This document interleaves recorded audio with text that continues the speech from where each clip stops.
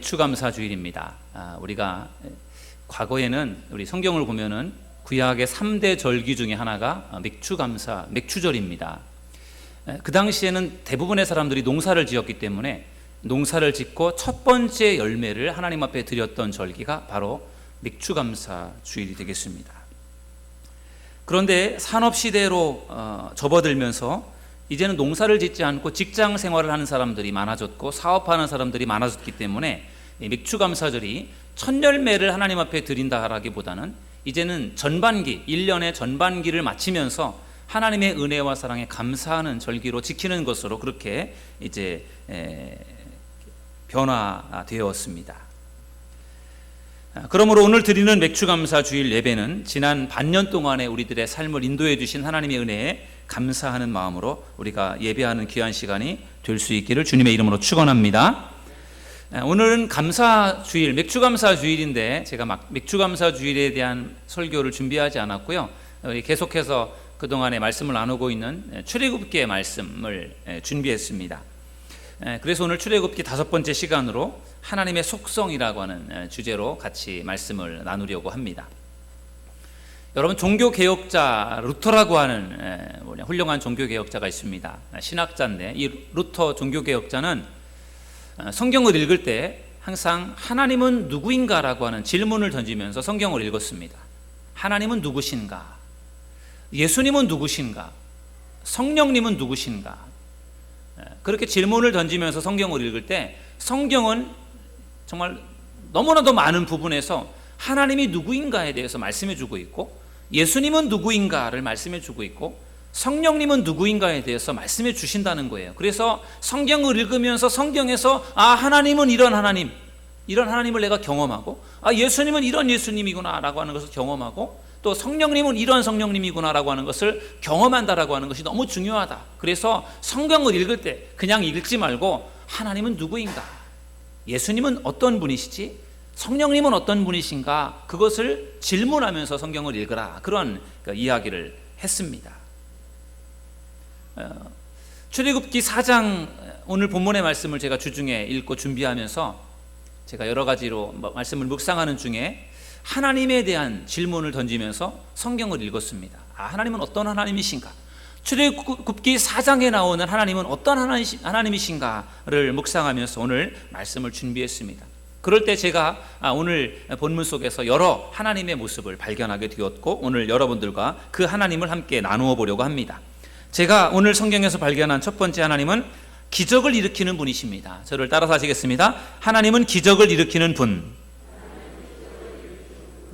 여러분, 하나님의 속성, 하나님이 누구인가에 대하라고 하는 우리가 성경에서 하나님은 누구인가, 하나님의 속성을 정말 여러 가지로 찾아볼 수가 있는데요. 제가 오늘 본문에서 찾은 하나님은 기적을 일으키시는 하나님이었습니다. 하나님께서 모세에게 출애굽의 사명을 주셨어요. 이스라엘 민족을 애굽의 그 노예 가운데서 해방시키는 그 출애굽의 사명을 하나님이 모세에게 맡겨두셨는데 모세는요 이 사명을 받아들이질 않았습니다. 이 핑계 저 핑계를 대면서 계속해서 그 사명을 거부했습니다. 모세는 그 사명을 자기가 받아들이지 않는 이유를 이렇게 설명했습니다.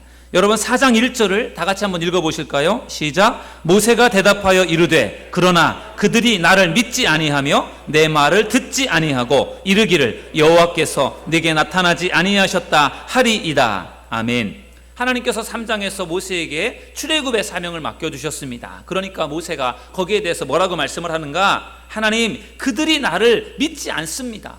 이스라엘 백성들이 나를 안 믿을 겁니다. 그리고 내 말을 그들이 받지도 않을 것입니다. 듣지도 않을 것입니다. 그리고 하나님, 제가 지금 하나님을 만났지만 제가 그들에게 하나님을 만났다라고 말을 해도 그들이 믿어주지 않을 것입니다. 그러니 제가 어떻게 그 사명을 감당하겠습니까? 그렇게 모세가 자기의 어떤 그러한 사정을 이야기하는 것입니다. 핑계를 대는 것이지요. 애굽의 바로 왕은 말할 것도 없고 이스라엘 자손들, 이스라엘 백성들조차도 나를 의심하고 나를 믿어주지 않을 것이니 저는 그 사명 못합니다. 그렇게 모세가 하나님께 대답을 한 것입니다. 그때 하나님께서 모세에게 3가지의 기적을 보여주셨습니다. 하나님이 그 기적을 모세에게 보여주신 목적은 믿게 하려고 그렇게 보여주셨다. 성경은 말씀하고 있습니다. 그래서 첫 번째로 하나님께서 모세에게 보여주신 기적이 무엇인가? 모세의 지팡이가 뱀이 되는 그러한 기적이었습니다. 하나님께서 모세에게 말씀하셨습니다. 내 손에 들고 있는 지팡이를 땅에 던지라. 그래서 모세가 하나님의 말씀에 순종해서 그 지팡이를 땅에 던졌습니다. 그랬더니 그 지팡이가 뱀이 되었습니다. 하나님께서 또 말씀하셨습니다. 모세야, 그 뱀의 꼬리를 잡아라. 그래서 모세가 이번에는 그 뱀의 꼬리를 잡아서 들어 올렸습니다. 그랬더니 그 뱀이 어떻게 되었죠? 다시 지팡이로 변했습니다. 지팡이가 뱀이 되었다. 뱀이 지팡이가 되는 그러한 놀라운 기적을 그가 경험하게 되었습니다. 여러분, 사실 뱀을 잡을 때 뱀의 꼬리를 잡는 것이 아니고 뱀의 머리를 잡습니다. 머리 뒤쪽에서 목덜미 쪽이라고 할까요? 그쪽을 딱 이렇게 잡으면은 뱀이 꼼짝을 못 합니다. 그런데 뱀의 꼬리를 잡는다라고 하는 것은 굉장히 위험한 거예요. 뱀의 꼬리를 잡으면 물리기 십상이에요. 그런데 하나님께서 모세에게 뱀의 머리를 잡아라 그렇게 하지 않고 뱀의 꼬리를 잡으라고 말씀하셨는데 모세가 거기에 그대로 순종하는 것을 볼 수 있습니다. 용감한 것이고 하나님의 말씀에 그대로 순종하는 모세의 모습을 볼 수 있습니다. 그래서 모세의 지팡이가 뱀이 되었다. 다시 지팡이로 되는 첫 번째 기적을 그가 경험하게 되었습니다. 하나님은 두 번째로 모세에게 기적을 일으켜 주셨습니다. 그것은 바로 모세의 손이 나병에 걸렸다가 다시 회복되는 기적이었습니다. 이번에는 하나님께서 모세에게 모세야, 너의 손을 너의 품속에 집어넣었다 꺼내봐라 그렇게 말씀하셔서 모세가 자기의 손을 품속에 넣었다가 꺼내보았더니 손에 나병이 걸렸습니다. 손이 눈처럼 휘어졌습니다. 그런데 또 하나님이 말씀하셨습니다. 모세야, 다시 그 손을 너의 품속에 넣었다 꺼내라. 그래서 다시 품속에 넣었다가 손을 꺼냈더니 깨끗하게 치유가 되었습니다. 여러분, 당시 나병은 불치병으로 간주되었습니다. 전염성이 강해서 가정과 사회로부터 격리되는 그런 무서운 병이 바로 나병이었습니다. 그런데 하나님은 모세의 손에 나병이 걸리게 했다가 또 그것이 즉시 치유되는 그러한 기적을 통해서 하나님의 능력을 모세에게 보여주신 것입니다. 세 번째 기적은 나일강 물이 피가 되는 그러한 기적이었습니다. 만약에 이스라엘 자손들이 내가 너에게 보여주었던 기적, 지팡이가 뱀이 되는 기적, 또 너의 손에 나병이 걸렸다 치유되는 그러한 기적들을 행하여도 그들이 믿지 않는다면 그러면은 나일강 물을 떠다가 그것을 땅에 쏟아 부어라. 그러면 그것이 피가 될 것이다. 그렇게 하나님께서 말씀해 주셨습니다. 여러분, 당시 나일강은 이집트, 애굽 생명의 근원지였습니다. 그래서 애굽 사람들은요, 그 나일강을 마치 신처럼 그렇게 섬겼습니다. 그렇기 때문에 나일강이 피로 변화된다라고 하는 것은 애굽의 신도 마음대로 징벌할 수 있는 하나님의 능력을 보여주는 것이었습니다. 여러분, 이상의 이 세 가지의 기적은 하나님이 모세를 보낸 사람이, 하나님이 보낸 사람이 모세다라고 하는 것을 사람들에게 증명하기 위한 그러한 표징이었습니다.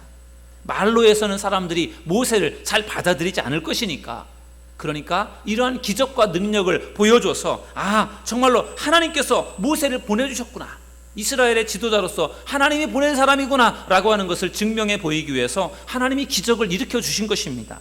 그래서 하나님께서 기적을 모세에게 나타내 보여주시면서 하나님께서 말씀하신 것을 보면은 이 기적을 내가 너에게 보여주는 목적이 믿게 하기 위한 것이다. 너도 믿어야 되겠지만 이스라엘 자손들도 믿어야 되고 바로도 믿기 위해서는 이 기적을 행하여야지. 사람들이 기적을 보면 이 사람이 기적을 행하는 것을 보니까 정말로 보통 사람이 아니구나, 하나님이 보낸 사람이구나, 그걸 사람들이 그것을 받아들일 수 있기 때문에 그래서 믿게 하려고 기적을 보여주는 것이다. 그렇게 하나님께서 말씀해 주셨습니다.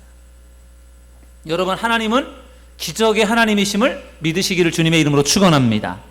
하나님은 우리가 생각하는 우리의 수준에 있는 분이 아니세요. 정말 우리의 상식으로, 우리의 어떤 과학으로는 도저히 이해할 수 없는 그런 능력을 가지고 계신, 기적을 행하시는 분이 하나님이심을 여러분들 믿으시길 바랍니다.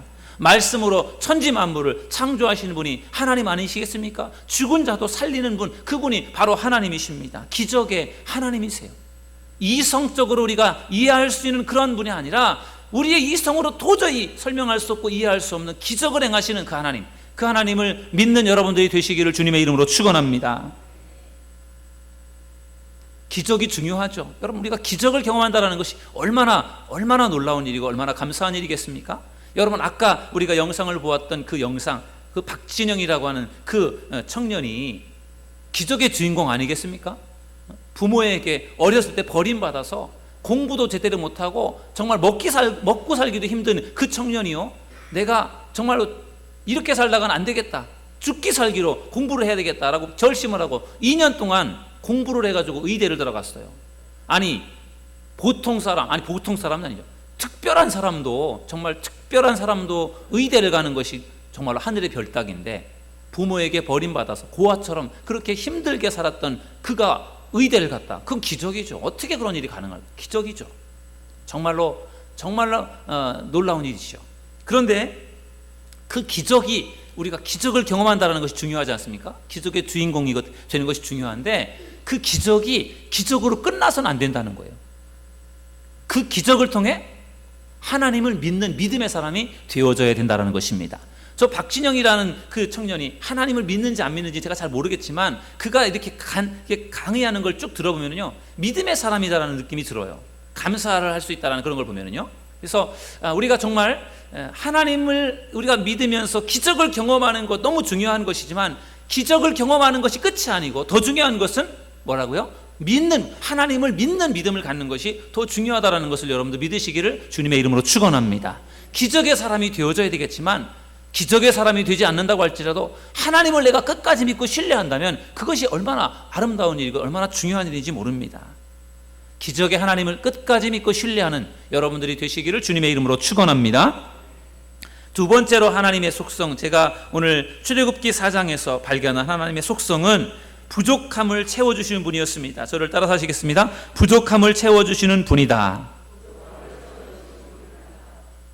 하나님은 기적의 하나님이시지만 또 하나님은요, 우리의 부족한 것을 채워주시는 하나님이십니다. 여러분, 모세는요, 놀라운 기적을 체험했습니다. 한 번도 아니고 하나님께서 3번의 기적을 하나님께서 이렇게 모세에게 보여주셨습니다. 그러면서 이 정도의 기적이라고 한다면은 이스라엘 백성들이요, 모세를 정말로 하나님이 보낸 사람으로 그렇게 인정할 수 있는 그러한 기적을 하나님이 모세에게 보여주신 것입니다. 그런데 그럼에도 불구하고 모세가요, 하나님의 그 사명을 받아들이지 않습니다. 거절합니다. 여러분, 출애굽기 4장 10절을 우리 읽어보시겠습니다. 다 같이 읽겠습니다. 시작. 모세가 여호와께 아뢰되, 오 주여, 나는 본래 말을 잘하지 못하는 자니이다. 주께서 주의 종에게 명령하신 후에도 역시 그러하니 나는 입이 뻣뻣하고 혀가 둔한 자니이다. 아멘. 하나님께서 기적을 보여주시면서, 내가 너에게 이렇게 기적을 보여주니까 너가 두려워하지 말고 너의 사명을 해라, 감당해라, 그렇게 하나님께서 말씀하셨더니 모세가 이번에는 뭐라고 핑계를 대는가? 하나님, 저는 말을 잘 못합니다. 저는요, 입이 뻣뻣하고 혀가 둔합니다. 제가 말을 잘 못하는데 제가 어떻게 백성들을 설득할 수 있고, 제가 어떻게 바로 앞에 서서 바로와 제가 대결할 수 있겠습니까? 저는 말을 잘 못합니다. 그래서 그 사명 제가 감당하지 못하겠습니다. 그렇게 또 핑계를 대면서 거절을 했습니다.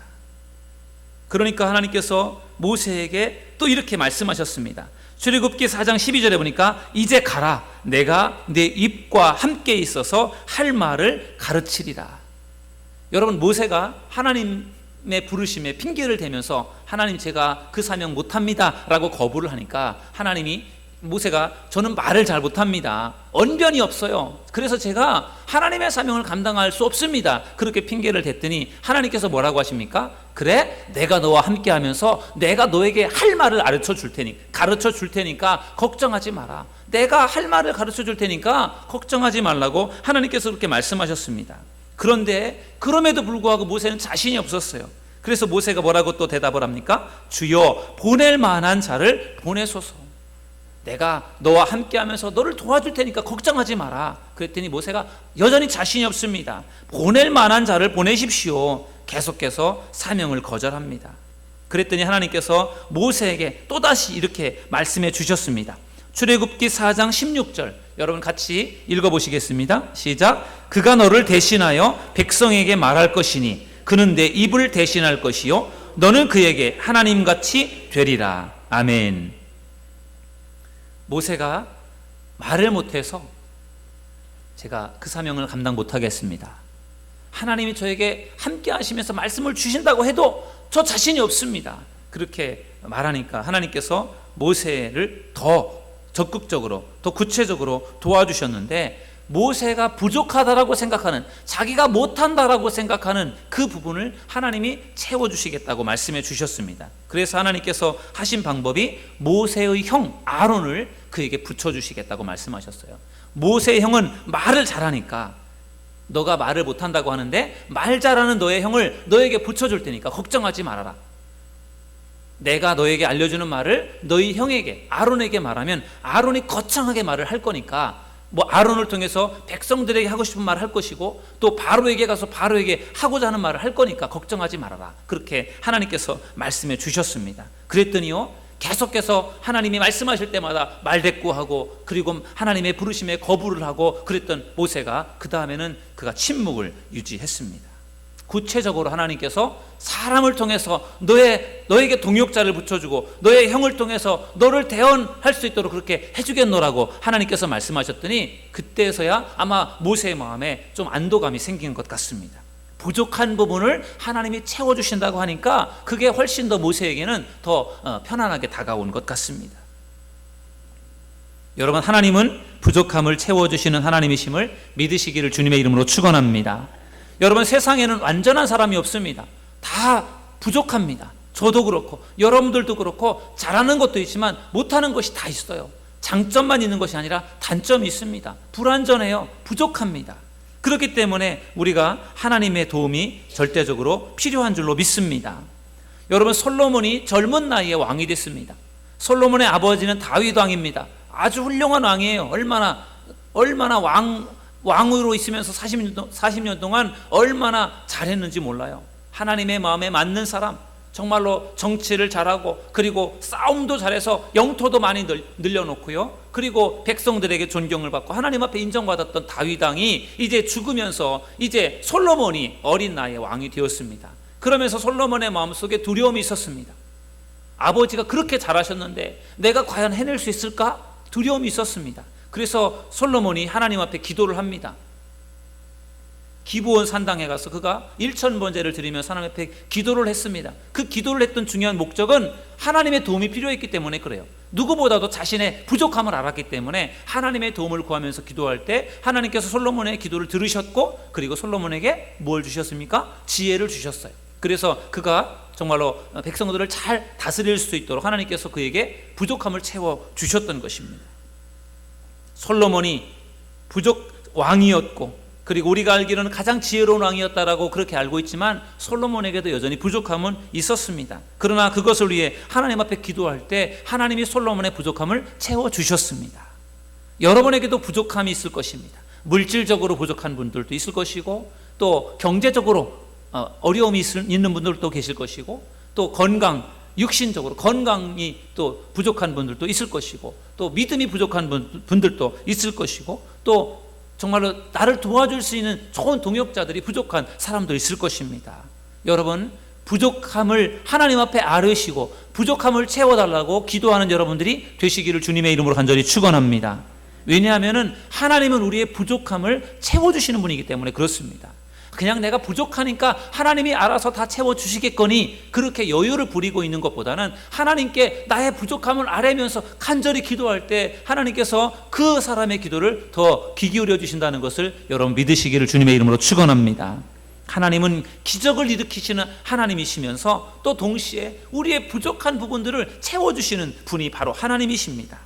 세 번째로 하나님은요, 끝까지 설득하시는 분입니다. 저를 따라서 하시겠습니다. 끝까지 설득하는 분이다.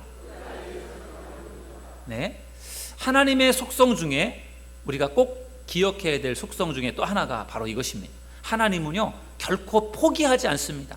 하나님은 어떻게 해서든지 설득을 해서 그 사람으로 하여금 사역할 수 있게 하는 분, 그분이 바로 하나님이십니다. 여러분, 오늘 우리가 읽은 성경에 보니까 하나님은 계속해서 모세에게 사명을 맡깁니다. 모세야, 너 출애굽 사명 감당해야 돼. 너밖에 없어. 너가 해야 돼. 하나님이 계속해서 모세에게 사명을 맡깁니다. 모세는 어떻게 합니까? 하나님, 저요 부족합니다. 사람들 저 믿지 않을 거예요. 하나님, 저 말 못해요. 하나님 보낼 만한 사람 보내셔야지. 저는 깜이 아닙니다. 하나님 다른 사람 써주세요. 그렇게 계속해서 모세는 거부하고 있고, 하나님은 아니야 너가 해야 돼, 그렇게 모세에게 맡기고 있습니다. 그런 상황 속에서 결국은 누가 이겼습니까? 누가 이겼어요? 하나님이 이겼습니다. 하나님이 이겼어요. 하나님의 끈기를 모세가 이겨내지 못했습니다. 여러분, 하나님은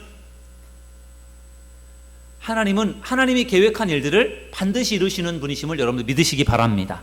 하나님이 우리를 선택하셔서 우리를 통해서 뭔가 이루시려고 하나님이 계획하셨을 때, 우리가 하나님 저 그거 못합니다, 부족합니다, 준비가 안 되어 있습니다, 그렇게 우리가 말할 수 있지 않습니까? 그럴 때 하나님은 아니야 해라, 하나님께서 그렇게 말씀하실 거예요.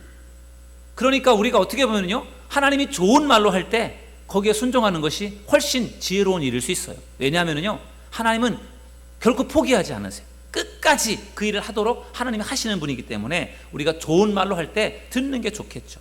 좋은 말로 해서 안 들으면 어떻게 할까요? 하나님이 몽둥이를 들겠죠. 이래도 안 할래? 한 대 맞아볼래? 그래서 몽둥이를 들어서 치시죠. 그래도 안 하면 한 대가 아니라 두 대, 세 대, 네 대 실컷 두들겨 맞고 그제서야 하겠습니까? 좋은 말로 할 때 하는 게 좋겠죠. 왜? 하나님은 끝까지 하나님이 하시고자 하는 일들을 하시는 분이기 때문에 그렇습니다. 여러분, 하나님께서 사명을 맡기실 때 모세가 거절을 했습니다. 여러 번에 걸쳐서 거절을 했어요. 그러니까 하나님께서 모세에게 화를 내셨습니다. 여러분, 출애굽기 4장 14절 우리 함께 이 말씀을 읽어보시겠습니다. 시작. 여호와께서 모세를 향하여 노하여 이르시되 레위 사람 내 형 아론이 있지 아니하냐? 그가 말 잘하는 것을 내가 아노라. 그가 너를 만나러 나오나니 그가 너를 볼 때에 그의 마음에 기쁨이 있을 것이라. 아멘. 모세가 이 핑계 저 핑계를 대면서 계속해서 하나님의 사명을 받아들이지 않았습니다. 자꾸만 이리 빼고 저리 빼고 거절을 하려고 했습니다. 그러니까 하나님이 화를 내셨습니다. 정말 너도 너무한다. 내가 너와 함께 할 것이고 너를 도와줄 것이고 내가 너에게 기적을 행하여 줄 건데, 내가 너에게 능력의 지팡이를 통해서 기적을 행할 텐데 뭐가 걱정이냐? 하나님이 화를 내셨습니다.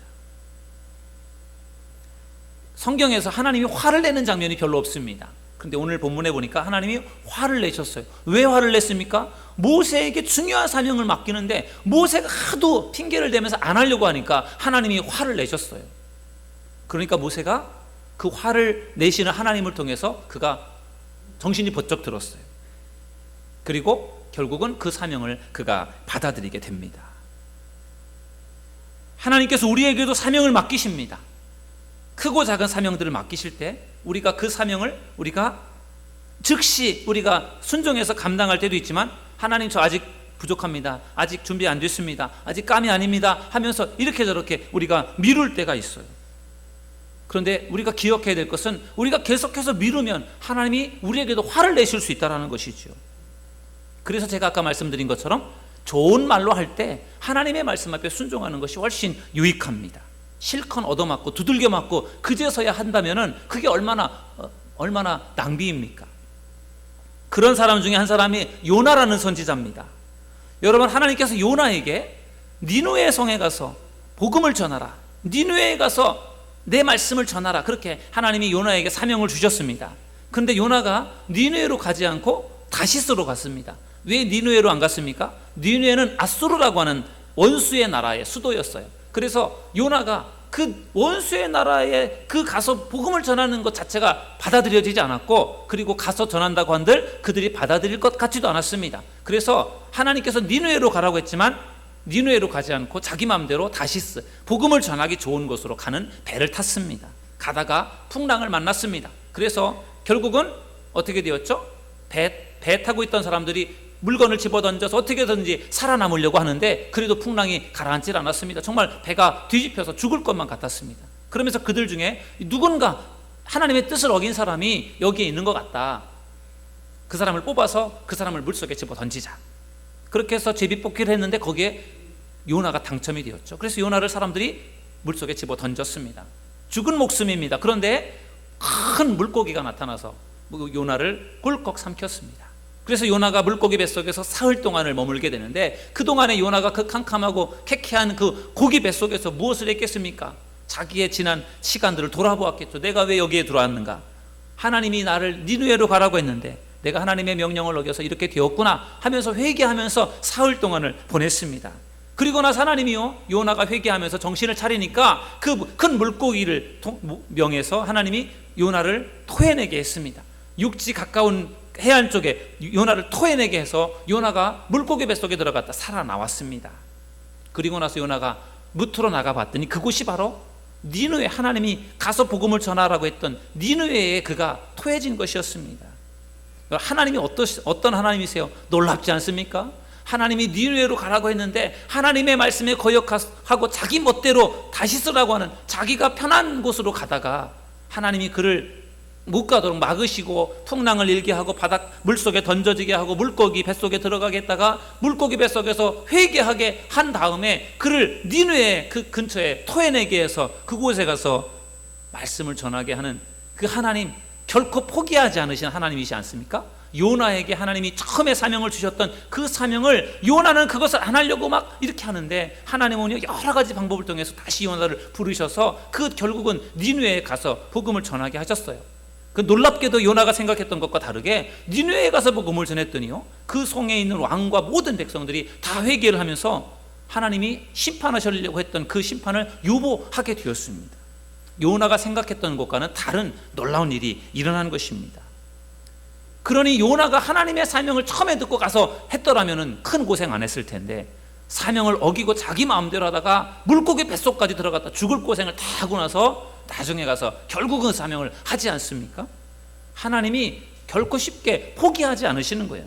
뭐 요나에게 주셨던 사명을 요나가 어떻게 해서든지 할 수 있도록 그를 끝까지 이렇게 밀어가시는 것을 보면은요, 하나님은 결코 쉽게 포기하지는 않으시는 분이고 하나님이 하시고자 하는 일들을 끝까지 설득하시는 하나님이심을 여러분들 믿으시기를 주님의 이름으로 축원합니다. 여러분, 7월 한 달 동안에 우리 교회가 특별 금요 치유 예배를 진행하고 있습니다. 지난주에는 좀 더 평상시보다 좀 더 많은 분들이 모여서 같이 금요 치유 예배를 드렸습니다. 많이 모이니까 좀 더 찬양도 뜨거워지고 기도도 더 뜨거워지고 또 많이 모이니까 저도 더 힘있게 말씀을 전하게 되었습니다. 여러분, 우리 7월달 우리 교회로 볼 때 중요한 한 달이고 또 여러분들에게도 중요한 7월달입니다. 여러분들 기도하는 시간, 기도하는 자리에 오셔서 같이 기도에 힘써 주신다면 하나님께서 여러분들에게 큰 기적과 능력을 분명히 보여주실 줄로 믿습니다. 누구를 위해서 우리가 금요 치유 예배 나와서 우리가 예배를 해야 됩니까? 누구를 위한 겁니까? 자기 자신을 위해서 나와야 되는 거죠. 그리고 교회를 위해서도 우리가 나와서 같이 기도할 때 하나님께서 분명코 놀라운 은혜를 주실 줄로 믿습니다. 어떤 교회는 금요 철야 때 출석을 부른답니다. 어느 집사님이 나오셨는지 어떤 권사님이 나오셨는지 그거를 체크하면서 출석을 부른답니다. 그래서 출석을 불러서 그런지 많은 사람들이 나온대요. 저도 출석을 부르면 많이 나오실까요?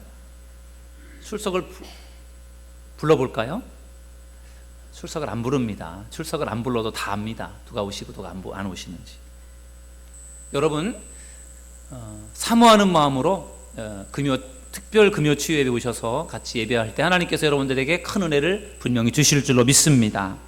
오늘 저는 여러분들과 하나님이 어떤 분이신지 하나님의 속성에 대해서 말씀을 나누었어요. 우리가 하나님이 어떤 분인지를 안다라고 하는 것은 매우 중요한 거예요. 우리가 믿는 하나님을 우리가 알아야 그분을 잘 믿고 섬길 수 있지 않겠습니까?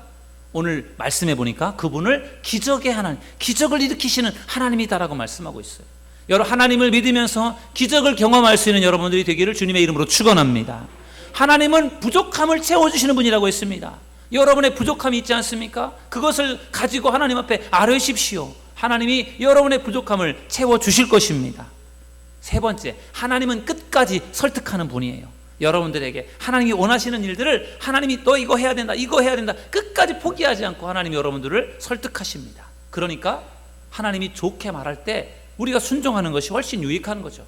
요나처럼 고생은 고생대로 다 하고 나서 나중에 가서 하는 것보다는 처음에 기쁜 마음으로 우리가 감당하는 것이 훨씬 유익하다라고 생각합니다. 그게 바로 하나님이십니다. 하나님이 원하는 일들은 우리가 아무리 안 하려고 해도 하나님은 끝까지 그것을 해내는 하나님이심을 여러분들 믿으시고 하나님이 어떠한 분이신지를 분명히 알고 그분을 잘 믿고 섬기셔서 하나님을 기쁘시게 해드리고 하나님께 영광 돌리고 하나님께 귀한 상급 받을 수 있는 여러분들 모두가 되시기를 주님의 이름으로 축원합니다. 우리 시간 말씀을 생각하면서 우리 통성으로 기도하겠습니다.